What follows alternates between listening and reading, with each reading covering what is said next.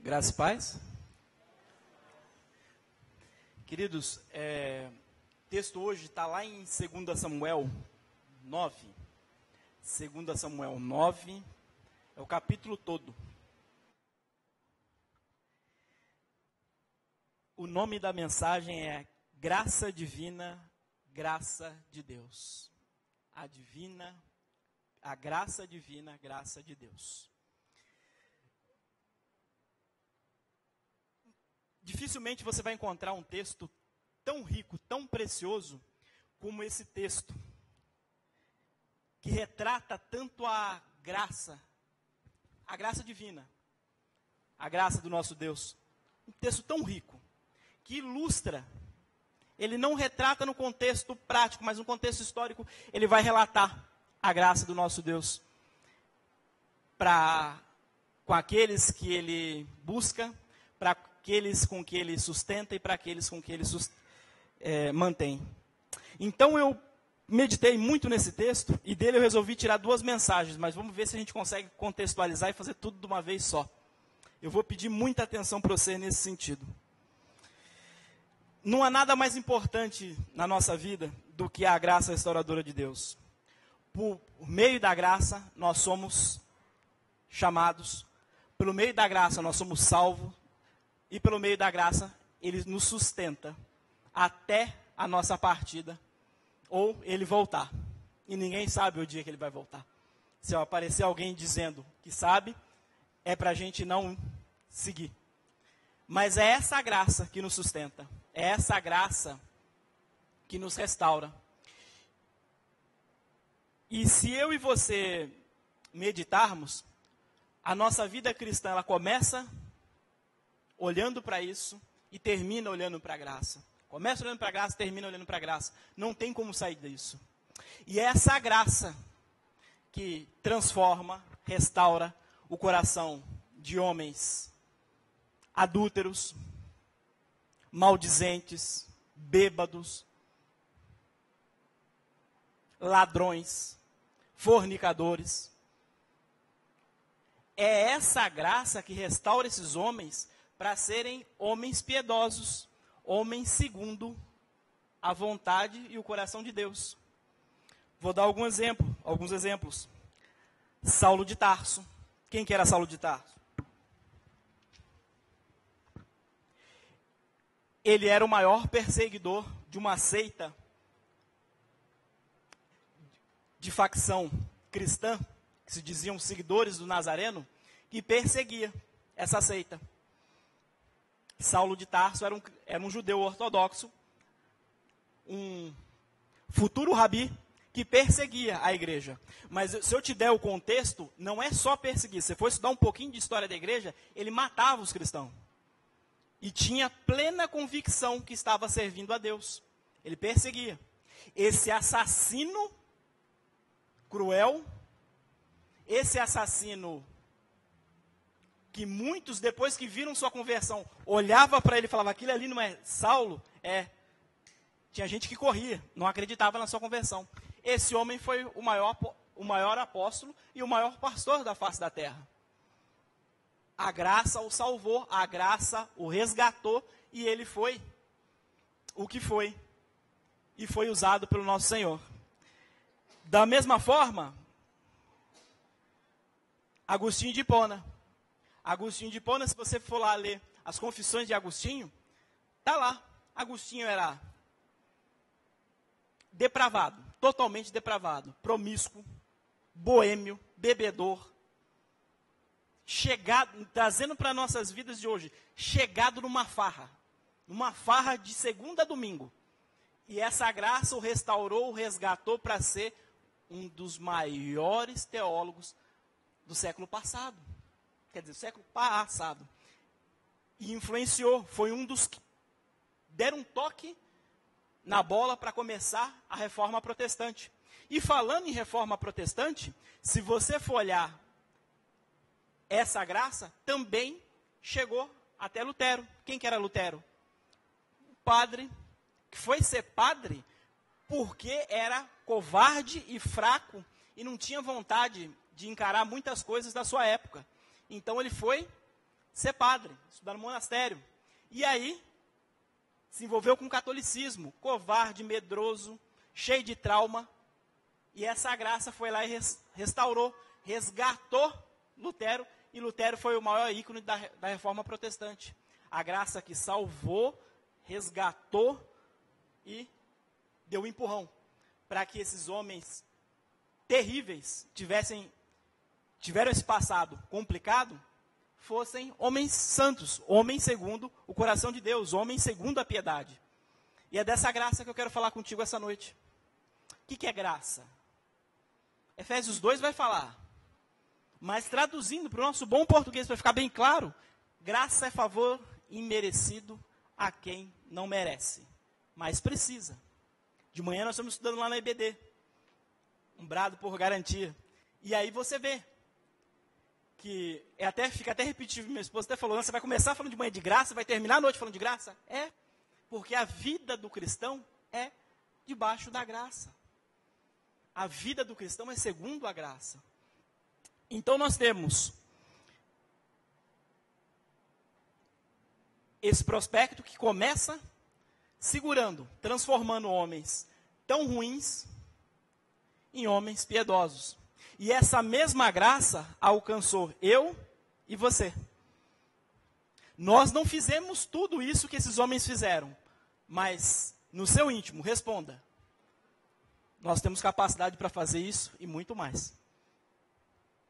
Nós temos capacidade para fazer coisas tão ruins quanto eles fizeram, ou até coisa pior. Basta o meio, as circunstâncias nos dar motivo e a gente vai colocar as garras de fora. Porque a nossa natureza é pecaminosa, ela é decaída. Então, quando vem a graça vai lá e restaura e traz você de pé. E é um pouquinho dessa graça que eu quero falar. E esse texto, ele ilustra isso. Deixa eu passar para você o contexto desse texto. Davi já era rei há 20 anos. Há mais de 20 anos Davi já era rei. E estava reinando no seu auge. Entre aspas. Um reino só, dividido. Não estava dividido ainda. Estava Judá e Israel, tudo numa tribo só. Ele estava tranquilo. Governava. Depois daquela tormenta toda que ele teve, depois de fugir de Saul, ele foi ungido rei, estava lá governando. Esse é o contexto. E passados esses 20 anos, ele está lá tranquilo, um belo dia, e pensa, no verso 1, será que tem alguém ainda da casa de Saul? Quem que é Saul? O rei antecessor a ele. Aí ele lembra, será que tem alguém ainda da casa de Saul para quem eu possa usar de bondade? E perceba, aqui na NVI está lealdade, na João Ferreira, eu acho que está bondade, em outras eu não sei como é que está. Mas, se você pegar alguns textos, eu li alguns comentaristas, ele coloca assim que seria uma bondade que ultrapassa assim a nossa. Seria algo assim de misericórdia, seria assim algo que uma benevolência muito forte. Seria essa bondade. E aí nós temos nesse verso 1, Davi pensando, será que tem alguém ainda da casa de Saul para que eu possa usar de bondade? Nós temos 4 personagens. Davi, principal, Davi, Mefibosete, Ziba e Jonathan. Já falecido, o Jonatas já falecido. Mas deixa eu te levar ainda mais para o contexto. Vai em 2 Samuel 4:4.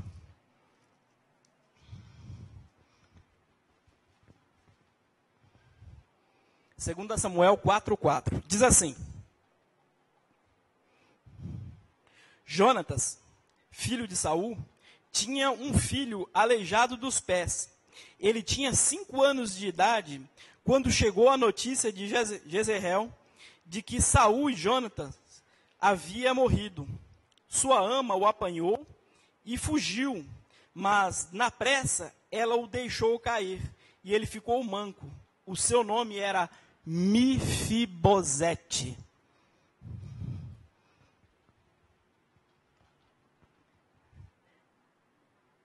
Esse era o filho de Jonathan, Mefibosete, do qual eu estou reportando você aqui para o capítulo 9.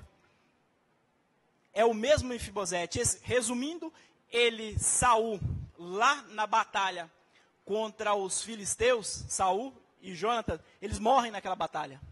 A ama dele pega o neném e sai, foge. Por que foge? O contexto atual da época era o seguinte: eu, rei, fui deposto. O meu próximo, o que ele faz? Quando ele assume? Ele extermina com a minha família. Não deixa ninguém vivo. Duas questões. Uma política e a outra social. A política, se ficar alguém vivo da família anterior, ele pode suceder o trono. Se tiver qualquer zebra comigo, ele pode correr atrás do trono. E outra, se houver qualquer medida minha impopular, o que o povo faz? Corre para ele. Então, qual que era a ideia central? Assumir, eu vou lá e passo o cerol na família anterior. Não deixo ninguém vivo. Essa era a ideia, era essa a lógica. Mas a lógica de Davi, a lógica em que Deus toca o coração de Davi, é a lógica divina. É diferente. E perceba que esse garoto, ele fugiu com a sua alma, ele ficou aleijado dos pés, e ele foi para um canto distante, chamado Lodebar. Mas, ao fugir com a sua alma, ele caiu, ficou coxo, ficou aleijado. Então, veja só, nasceu em berço de ouro, nasceu bem, e de repente perdeu o berço de ouro, perdeu os bens, caiu, ficou aleijado. Só desgraça. Teve que fugir para não ser morto. Trazendo para a nossa vida, entre eu e você, nossos primeiros pais também caíram. Lá em Gênesis 3. E lá em Gênesis 3, os nossos pais, eles nos deixaram só sequela nos pés. Nós temos sequela no corpo todo. No espírito, na alma, no íntimo. Essa sequela chama pecado. Lá em Gênesis 3, quando nossos pais caíram, assim como a ama de Mefibosete caiu, com ele, deixou sequela, nossos primeiros pais também deixaram sequelas que, sem a graça, essa graça, jamais a gente vai conseguir se sustentar.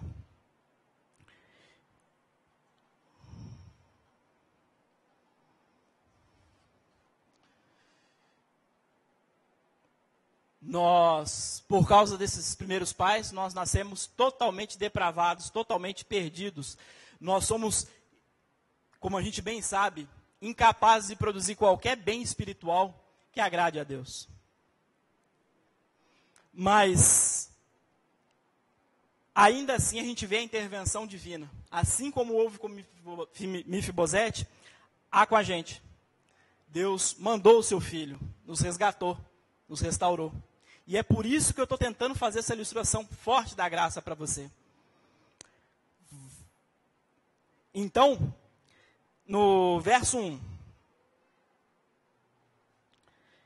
Davi se questiona: resta alguém ainda da família de Saul, quem eu possa mostrar bondade por causa da minha amizade com Jonatas? Ele questiona no seu fundo. E aí que eu consigo ver a intervenção da graça divina nas nossas vidas. Mas primeiro, para eu ilustrar isso, vai para 1 Samuel 20, 13 ao 16.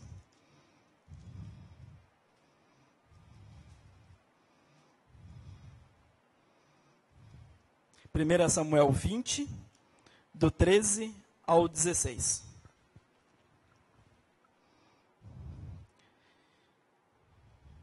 Eu vou ler. Diz assim: E se meu pai quiser fazer-lhe mal, que o Senhor me castigue com todo o meu rigor, se eu não lhe informar disso e não deixá-lo ir em segurança. O Senhor esteja com você, e assim como esteve com meu pai. Se eu continuar vivo, seja leal comigo, com a lealdade do Senhor. Mas se eu morrer, jamais deixe de ser leal com a minha família, mesmo quando o Senhor eliminar da face da terra todos os inimigos de Davi. Aqui, nesse contexto, é que nasce o pacto, nasce a aliança entre Davi e Jonatas. Aqui nasce, entre eles dois, nasce esse pacto. E esse pacto, se você ler o capítulo todo, Davi promete, no nome do Senhor, honrar até os fins da vida dele. Essa amizade que ele tem com Jonatas. E fica, faça bondade para mim e faça bondade, se for o caso, para minha família, se ficarem na terra.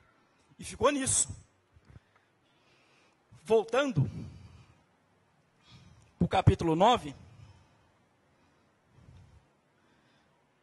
o costume daquela época era assim, era exterminar, não tinha o que fazer, por causa dessas duas questões sociais.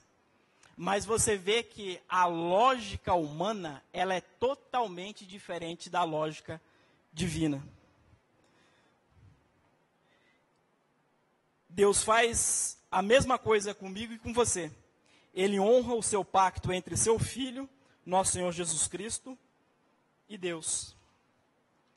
Através desse pacto, eu e você, apesar de caídos, apesar de praticamente mortos espirituais, Deus nos restaura, nos traz de volta, e a gente pode ter uma vida plena.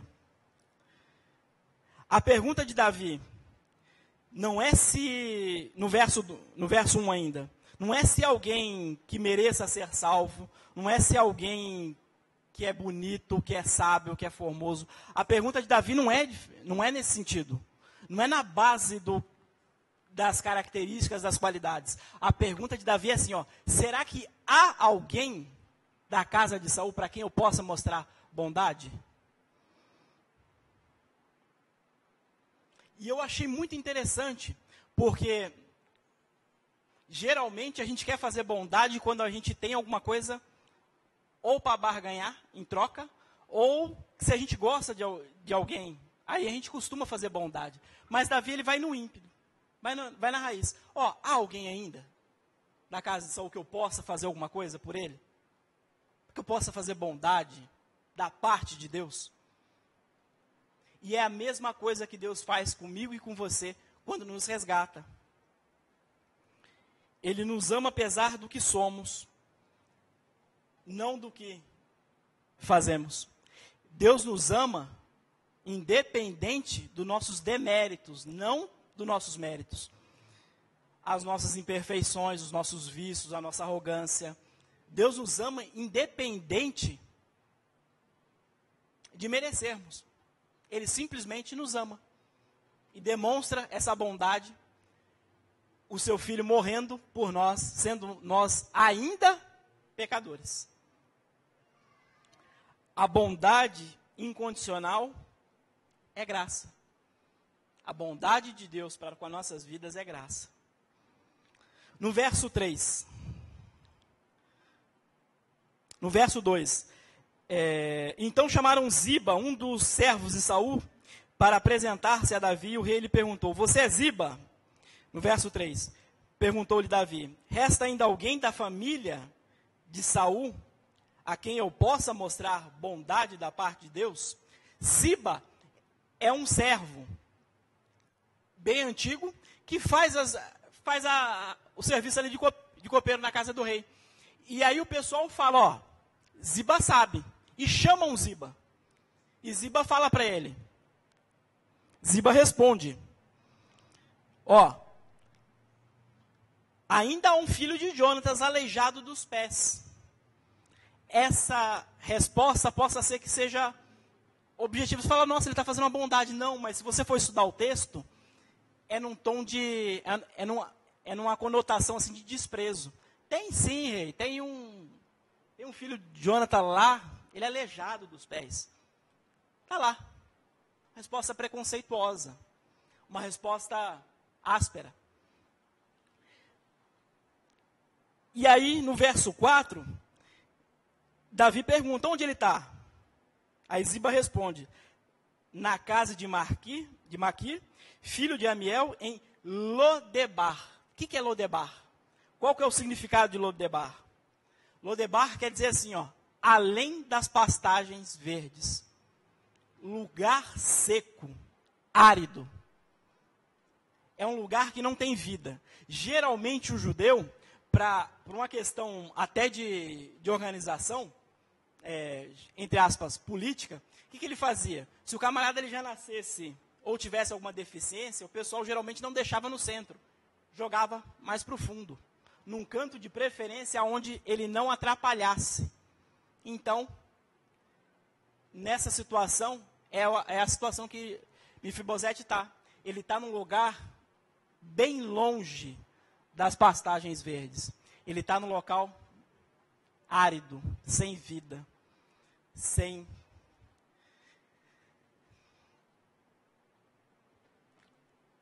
nada. Ele está num local muito ruim. E é assim que eu e você nos encontramos sem Deus. É dessa forma. Dessa forma, nós, sem a direção de Deus, sem ter o coração voltado para Deus, sem esse vazio existencial que a gente já nasce preenchido por Deus, nós ficamos em Lodebar. Nós ficamos no local seco, árido. Você pode ver que você pode fazer tudo aquilo que você quiser e você no final do dia vai estar triste. A mulherada pode ir às compras e não tem nada mais bacana para a mulherada do que a compra. Mas no final depois tem um vazio. Os homens podem ficar com o carro, pode alisar o carro, pode colocar a roda no carro, pode fazer o que quiser no carro, mas vai ficar com o coração vazio. Isso que você está tentando preencher, esse vazio, você só preenche com Deus. Você só preenche com o Senhor Jesus.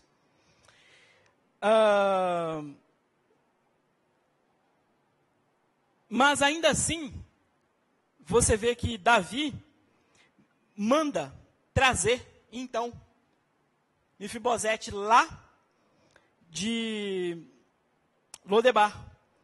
E aí Davi fala com ele. Então o rei mandou trazê-lo de Lodebar, no verso 5. No 6. Quando Mefibosete, o filho de Jonathan e neto de Saul, compareceu diante de Davi, prostou-se o rosto em terra.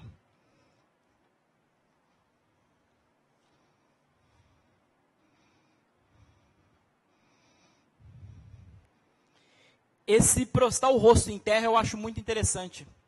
É a postura de um servo para com seu senhor. Eu vou repetir. Prostar o rosto em terra era a postura de alguém que era servo para com alguém que era senhor. E esse senhor não é esse senhor que hoje a gente fala assim, fulano, vem cá, senhora. No começo é senhora, depois senhora, depois senhor. Não. Era senhor, era reverência. E aí, Mefibosete se prosta. Mas mais interessante, o local em que ele estava simboliza para nós esse pecado. Esse pecado que nós nos encontramos desde quando nós nascemos.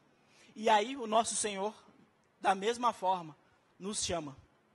Louvado seja Deus é quando o meu coração e o seu coração entende que o nosso Senhor nos chama. O nosso Senhor. E crente é chamado para servir, não para ser servido. Crente é chamado para avançar, não esperar que avancem. Crente é chamado para trabalhar, não esperar que alguém trabalhe por ele.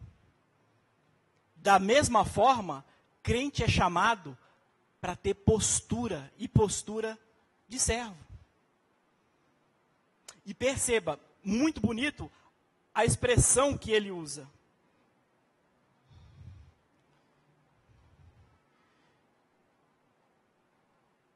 Mefibosete perguntou a Davi, e ele respondeu, sim, sou teu servo. Sou teu servo. É a mesma coisa que Deus nos pede. Quando Ele nos chama, Ele nos resgata com a sua graça maravilhosa, Ele espera em nós postura de servos. Você não precisa responder para mim, mas assim, pense nos 360 e poucos dias do ano. Quantas vezes você ouviu a voz do Senhor e você falou, sim, sou teu servo. Eu estou aqui, Pai.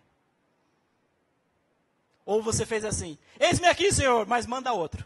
Manda outro porque eu estou ocupado, manda outro porque tem outra pessoa, que para mim não dá, infelizmente não dá.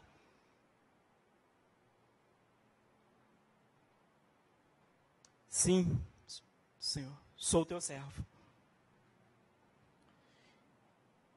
Por isso que entendo que todo crente é chamado. Cada um possui um chamado específico. Mas o chamado geral todos temos. A grande comissão. O ardente amor pelas almas perdidas. Seminaristas. O que move o chamado dos irmãos é um só. É amor por gente que está indo para o inferno.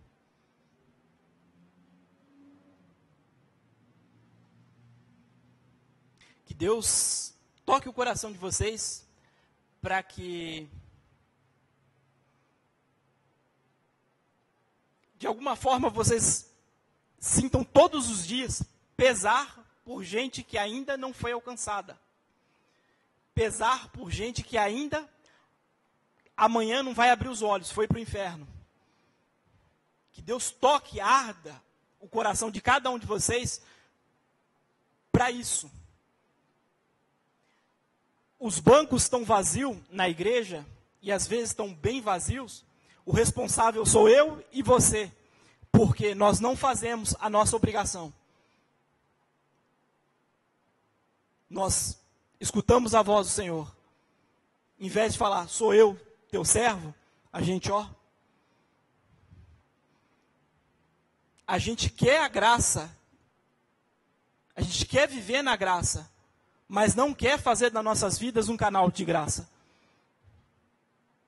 Porque é melhor a gente ficar olhando para o nosso umbigo ou olhando para nós mesmos. Aí daqui a pouco eu começo a brigar com você, você briga comigo, eu brigo com outro, eu discuto com um, discuto com outro. Misericórdia. E não só os seminaristas, todos nós, irmãos. Que esse ano seja um ano de transformação.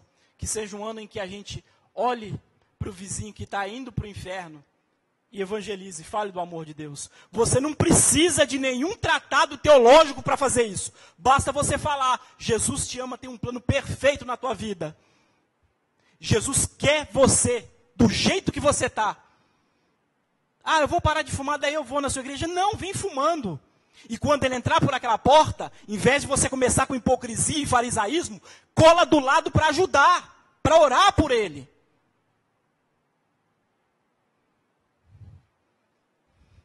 Se nós não despertarmos, nunca vamos sair disso.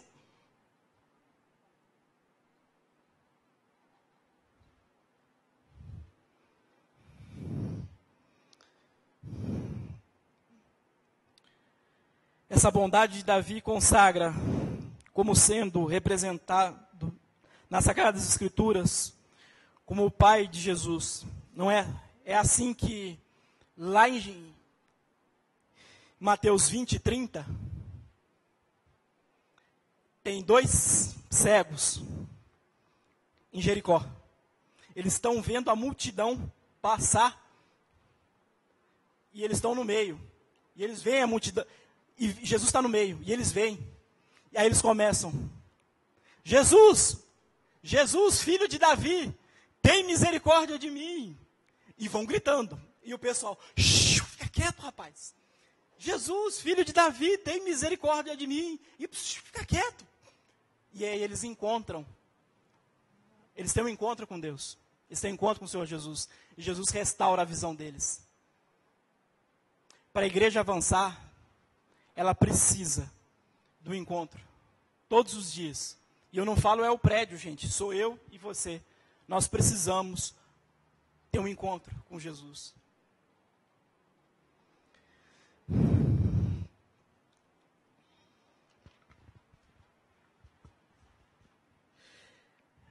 Verso 7. Não tenha medo, disse-lhe Davi, pois é certo que eu tratarei com bondade por causa de minha amizade com Jonatã, seu pai. Vou devolver-lhe todas as terras que pertenciam a seu avô Saul, e você comerá sempre à minha mesa.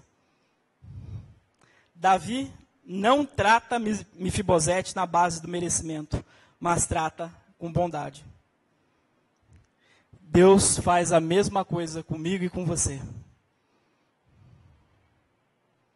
Não porque nós somos alguma coisa, mas é porque Ele nos ama. E porque Ele fez uma aliança com seu filho. E o filho já falou para o pai: todo aquilo que o Senhor me der, de modo nenhum eu vou lançar fora. Então, entenda, essa aliança, Deus honra essa aliança que tem com seu filho. E viva crendo, acreditando nela. No verso 8,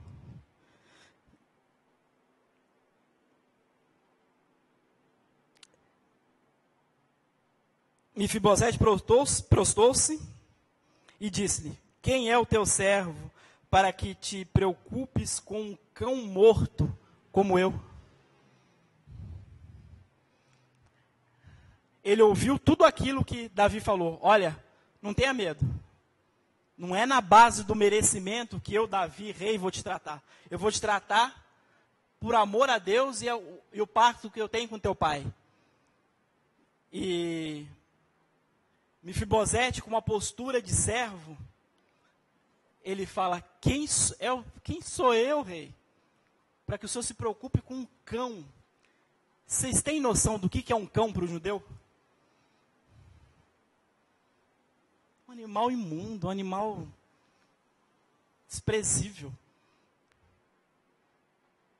Esse rapaz, ele foi tirado de onde ele foi tirado, o rei estava honrando ele, e aí ele ainda se coloca na postura de servo.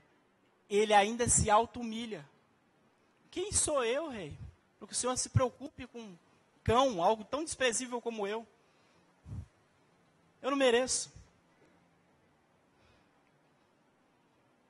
Da mesma forma, se Deus tocar o teu coração, você vai entender que quando Deus chamar, te der uma bênção, que é a salvação em Cristo Jesus, mas ainda mais, te agregar alguma coisa na tua vida, agregar um chamado, agregar um emprego melhor, agregar uma esposa, agregar um futuro marido segundo o coração de Deus, agregar coisas boas na tua vida, você lembra: quem sou eu, Deus? Eu sou um cão. Você não precisa se preocupar comigo, quem sou eu? Mas é na bondade que Ele te trata, não é na base do merecimento. E mais, nenhum de nós vai entrar no céu, vai adentrar no céu, se a gente não entender isso. Meus irmãos, é muito fácil eu falar que eu sou mau, que eu sou terrível, mas eu olhar para minha irmã e não pedir perdão, porque às vezes eu sou muito enérgico, eu defendo minha posição com muita energia, ou o irmão não fala comigo um dia, eu dou as costas para ele. Nenhum de nós vai entrar no céu sem entender que a gente não merecia estar lá. Nenhum de nós vai desfrutar da vida eterna, ou vai ter alegria no coração, se a gente entender que a gente não merece isso. Tem gente que acha que, oh Deus, louvado seja eu, porque seja o Senhor, porque o Senhor me salvou. Deus, o Senhor fez algo maravilhoso em me salvar. O Senhor acertou, não tinha pessoa melhor para o Senhor salvar. Olha, essa decisão em me resgatar foi maravilhosa. O Senhor merece uma salva de palmas. Oh, olha, Deus, o Senhor foi muito bem. Tem crente que se comporta assim, você está rindo, mas é verdade. Nós, na prática, eu peço perdão a todas as igrejas, eu peço licença a todas as igrejas, a todas as teologias. Não existe teologia melhor do que a nossa. A nossa teologia é show, é um espetáculo. Mas a nossa liturgia, a nossa prática, misericórdia, levada ao zero. Nós somos terríveis. Nós pregamos e não vivemos o que pregamos. Pregamos o certo e não vivemos. Eu não sei porquê. Até sei. Nós somos hipócritas em algumas áreas da nossa vida. Você me perdoa falar isso? Eu falo isso com o coração pesado, com amor em Cristo. Mas ouvir que um irmão não fala com o outro, isso me parte o coração. Ouvir que um irmão fala da vida do outro, isso me parte o coração. Ouvir que um irmão tem alguma coisa contra o outro, isso me parte o coração. Se tem, até na Bíblia teve problema. Senta lá, você já foi lá falar com o irmão? Ah, não, eu acho que eu não vou. Não, vai lá, fala com ele. Senta com ele, conversa com ele. Vê o que está acontecendo. Não falo mais com ele, pronto. Que isso? Vai ser crente aonde? Nós precisamos viver o que pregamos. Alguém falava, pregue com ações, com atitudes. Se necessário, fale.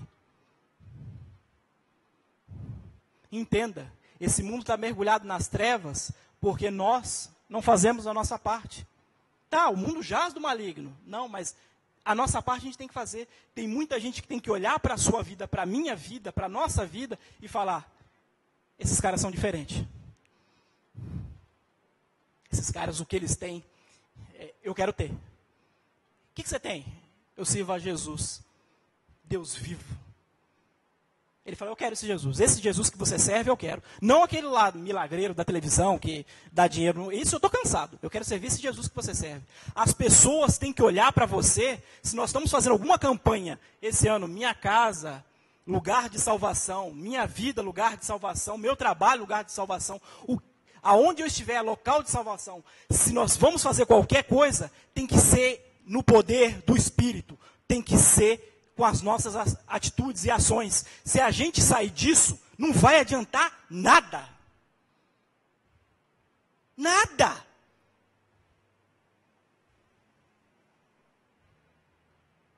Você já parou para pensar, se um fumante entrar na igreja, como é que você vai trabalhar? Uma prostituta. Tem muita gente que quer sair dessa vida. Um alcoólatra, um adúltero. Já parou para pensar? Ou você não quer viver com essa gente? Você é tão santo que você não precisa, você não quer? É a graça que te sustentou, essa graça quer fazer da tua vida um canal e quer te resgatar, quer fazer você resgatar gente, quer fazer usar a sua vida.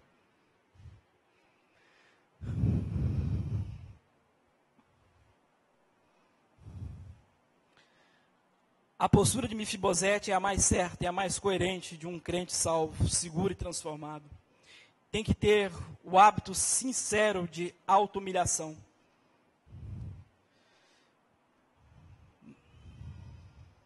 Mas Davi explica a aliança para ele. Então o rei convocou Ziba e disse-lhe, devolvi o neto de Saul. Davi explica tudo como vai ser, e fala para Ziba, olha, a partir de hoje você não é mais só meu servo. Mefibosete é o teu senhor. Tudo que pertencia a Saul, devolve para ele. Você já parou para pensar nisso?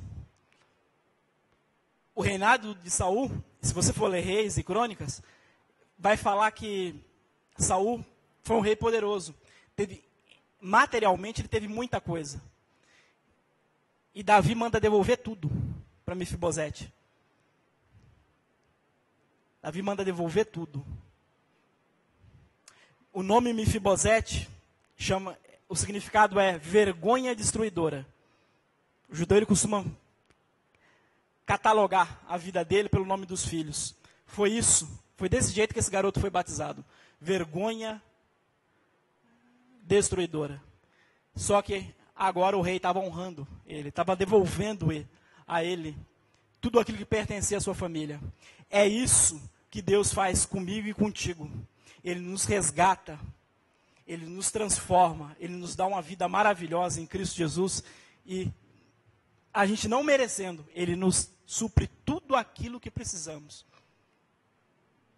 Nunca viu o justo? Pão. Vamos de novo? Nunca viu o justo? Minigar o pão. Você não vai ver o crente minigar o pão. O crente passa apertado, passa, como qualquer um.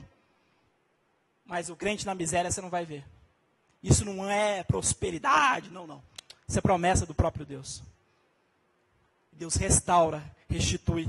Assim como está restituindo a vida desse rapaz, aquilo que a sua família perdeu. E perdeu, diga-se de passagem, porque fez muita besteira, mas Deus restaura, devolve a nós as coisas das quais a gente não merece, mas Ele ainda assim concede. Ele honra a aliança que fez conosco. E a graça, ela é um canal, ela nos alcança, a graça nos sustenta, e a graça, ela nos dá subsídio para tal, de forma que a gente, vivendo pela graça, a gente tem combustível para várias outras áreas das nossas vidas.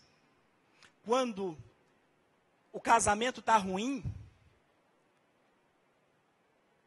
quando acabou o encanto, acabou o love, quem sustenta o casamento é a graça. Graça de Deus. Uma amiga minha, uma grande amiga minha, o marido, sem vergonha, deixou ela, caiu no mundão, ela crente, serva do Senhor, ela orou, a amante ligou para ela para provocar ela, olha, esquece, ele está comigo. Ela falou para ela, eu sei em quem eu tenho crido, e Ele é capaz o suficiente e poderoso para me sustentar. Eu casei com Ele debaixo da graça do nosso Senhor, e se Ele foi tocado pelo Espírito, Ele vai voltar. Hoje esse homem voltou, está restaurado. É a graça que sustenta nos momentos de dificuldade. Quando o pastor fala da divisão romântica no cristianismo, é isso.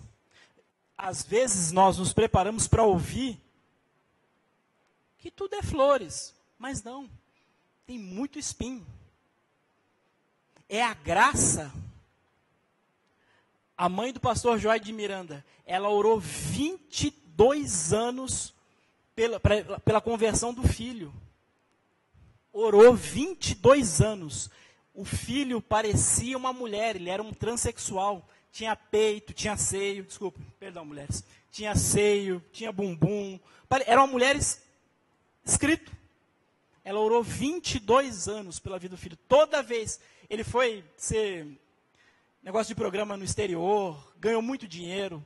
Toda vez que ele vinha no Brasil, ela, serva do Senhor, olhava para ele e falava, Jesus te ama, tem um plano perfeito na tua vida. Jesus vai te resgatar. Esse homem hoje está restaurado, está casado, é pastor, e para a glória de Deus tem um trabalho com homossexuais, levando a graça do Senhor, restaurando. É a graça que sustenta a gente nos momentos de dificuldade. A sua vida tem que ser um canal de graça.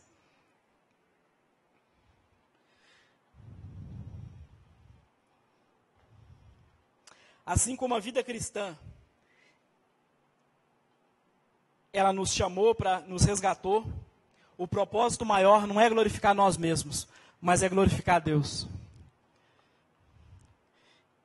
E glorificar a Deus da forma mais ampla possível. Você, durante essa semana, você teve dias, você teve horas, você teve minutos, você teve tempo. O mais atarefado de todos vocês, eu tive tempo. Eu pergunto, quanto tempo você dedicou ao Senhor? Com aquele que te sustenta todos os dias, todos os segundos, todos os momentos. Com aquele que te dá uma dor de barriga, você fala, ai meu Deus! E apesar da sua infidelidade, ele é fiel contigo.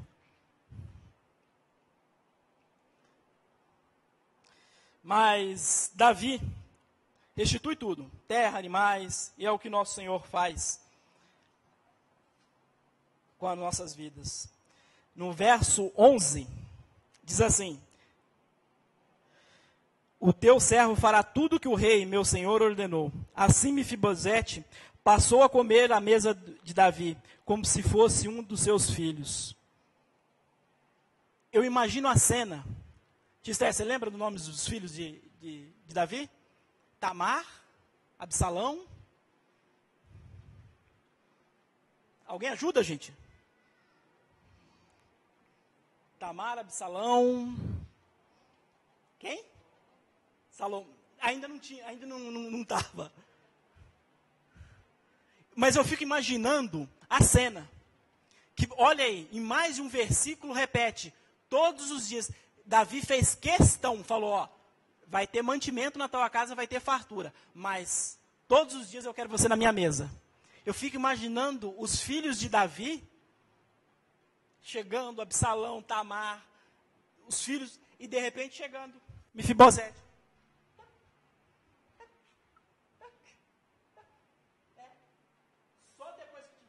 Todo mundo, aí o rei sentava. Ele era tratado como se fosse um dos filhos do rei. Todo dia, o rei prometeu a ele, não importa, vai ter mantimento na tua casa, mas eu quero você aqui na minha mesa. Eu vou te tratar como filho meu. Trazendo para nossas vidas, em Efésios 2, eu até brinquei de manhã, eu quero pregar um dia. O nome da mensagem é a corrupção humana. Que Deus proteja vocês do meu sermão. Mas, Efésios 2, você lê na sua casa, resumindo, nós éramos inimigos de Deus. Mas, pela graça, sois salvos. Isso não vem de vós, e não de obras, para que ninguém se vanglorie, mas vem do nosso Senhor. É isso que Deus faz. Te tira lá de Lodebar, te tira lá do árido, do lugar sem vida, do pecado, do charco da imundícia, e te dá uma vida eterna, uma vida abundante. E Deus te sustenta. E mais, Ele te bota todos os dias para comer pão na casa dele. Tem crente não. Tem irmão que não vem, fica dormindo mais tarde no café das premissas. Que o seu colchão esse ano crie uma pulga. Você pule da cama e venha tomar café, comer pão na casa do Pai, com os irmãos. Que esse ano você venha mais, frequente mais a casa do Pai. Mas eu vou parar aí, falta 10 minutos, eu vou só avançar só um pouquinho, segura. O nome da segunda mensagem seria A Minha Vida, um canal de graça. Vamos lá em 2 Samuel 16, de 1 a 4. Vamos nos pôr de pé. Em reverência à palavra de Deus. Todo mundo lendo ao mesmo tempo. Não importa a sua versão.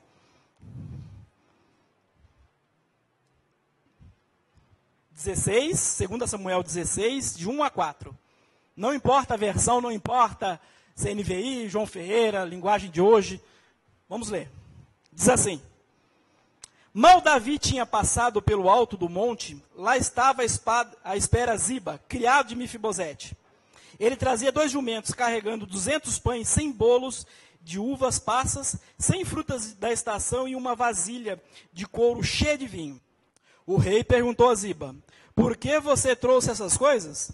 Ziba respondeu, os jumentos servirão de montaria para a família do rei. Os pães e as frutas são para os homens comerem, e o vinho servirá para reanimar os que ficarem exaustos no deserto.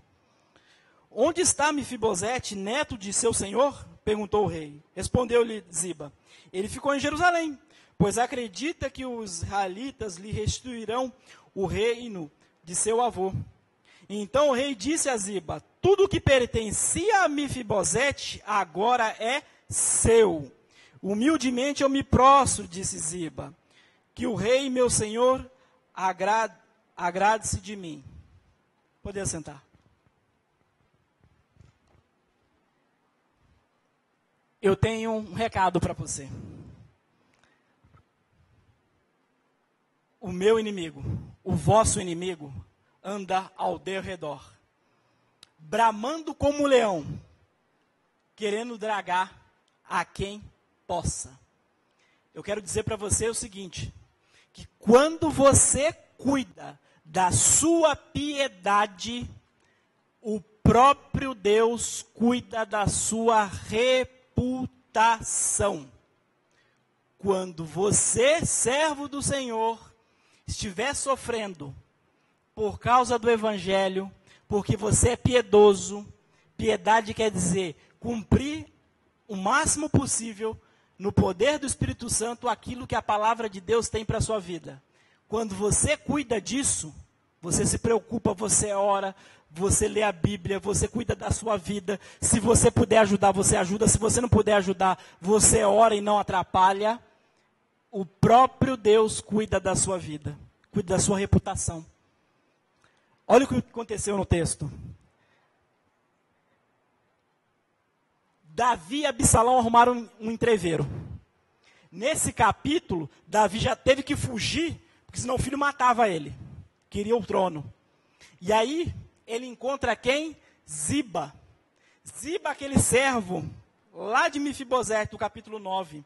Sabe o que Ziba está fazendo? Fofoca, intriga, diz que me diz que. Sabe por quê? Ele sabia que o pai, Davi, ia pegar o trono de volta. Sabe que ele estava dando um jeito? Como ele, naquele trato, ele ficou como servo, ele estava dando um jeito de, dar o bote. Ele estava arrumando um jeito de ficar como senhor, em vez de servo. O que eu quero trazer para a tua vida é que, não se preocupa, meu irmão, se você está em comunhão, se você está na luz, não se preocupa, você não tem condições de ir atrás de todo mundo que fala mal de você. Tem luta. Todos nós temos lutas.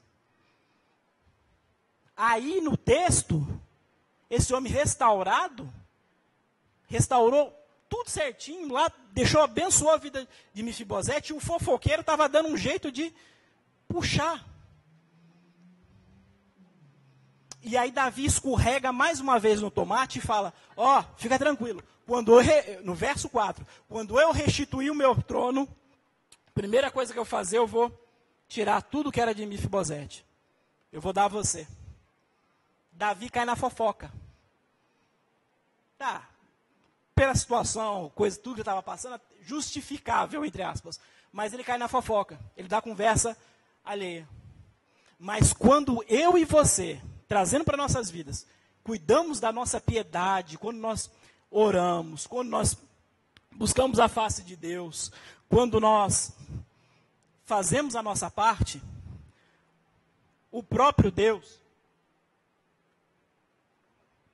cuida de nós. Vai para 2 Samuel 19, de 24 a 30. Já estou acabando, juro.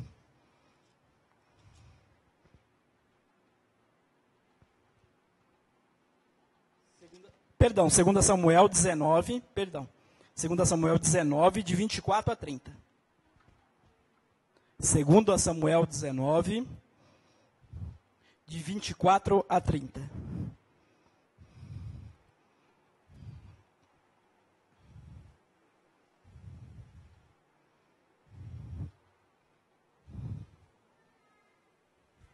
Diz assim: Mefibosete, neto de Saul, também foi ao encontro do rei.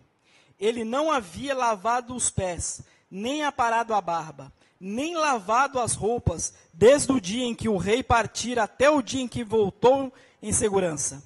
Quando chegou a Jerusalém, encontrou-se com o rei, e esse lhe perguntou: por que você não foi comigo, Mefibosete? Ele respondeu: ó rei, meu senhor, eu, teu servo, sendo aleijado, mandei selar o meu jumento para montá-lo e acompanhar o rei. Mas o meu servo me enganou. Ele falou mal de mim ao rei, meu senhor. Tu és como um anjo de Deus, fazes o que achares melhor. Todos os seus descendentes do meu avô nada mereciam de meu senhor rei, senão a morte.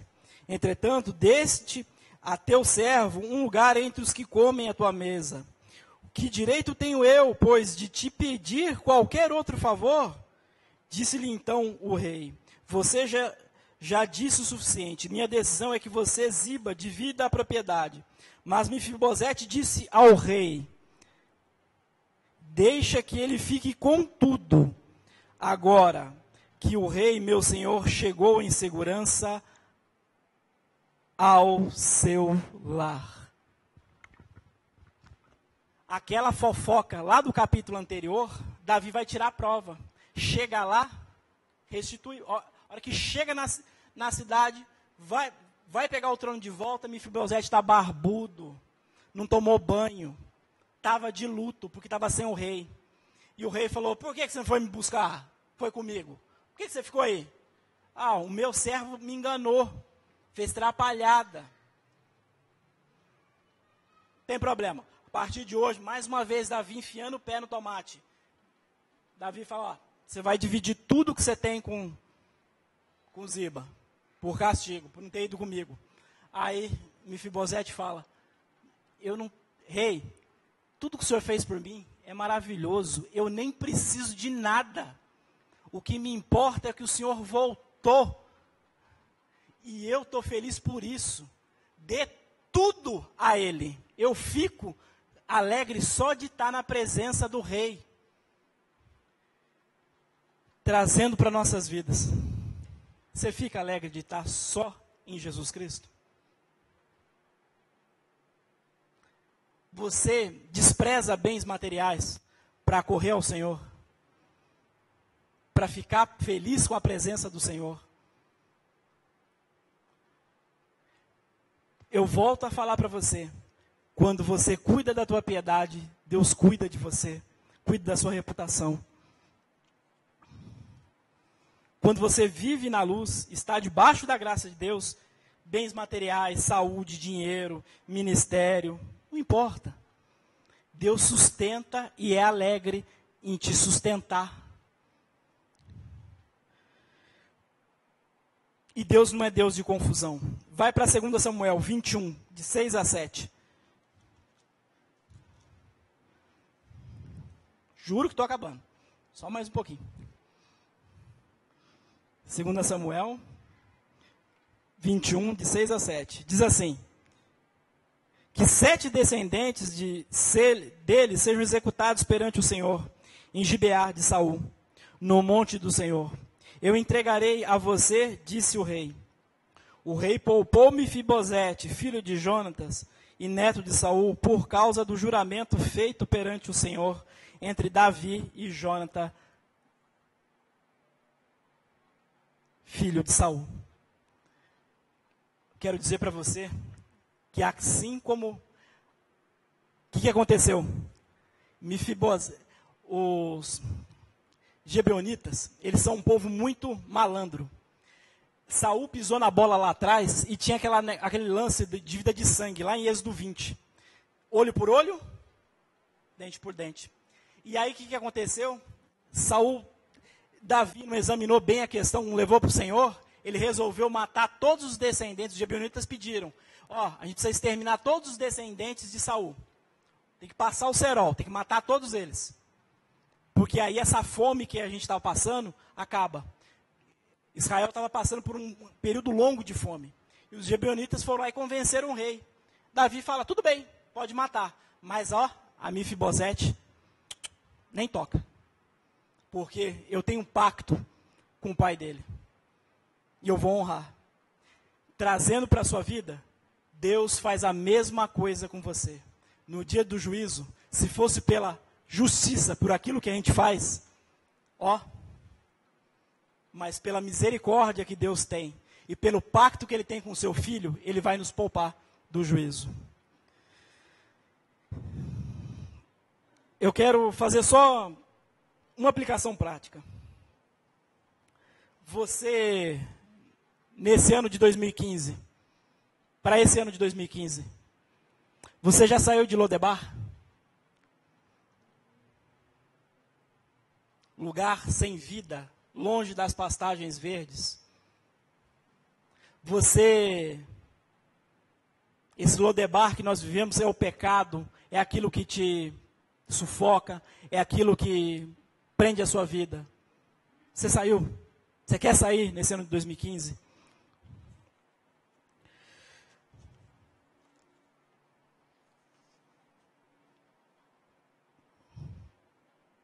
Você tem vivido a alegria da presença de Deus, de estar na presença de Deus, de estar alegre só porque está na casa do Pai, de comer na casa do Pai, de viver a presença do Pai, de estar junto com o Pai? Você vive feliz por isso? Ou você vive arrumando enguiço com todo mundo, batendo boca, arrumando discussão, fofoca dali, conversa daqui?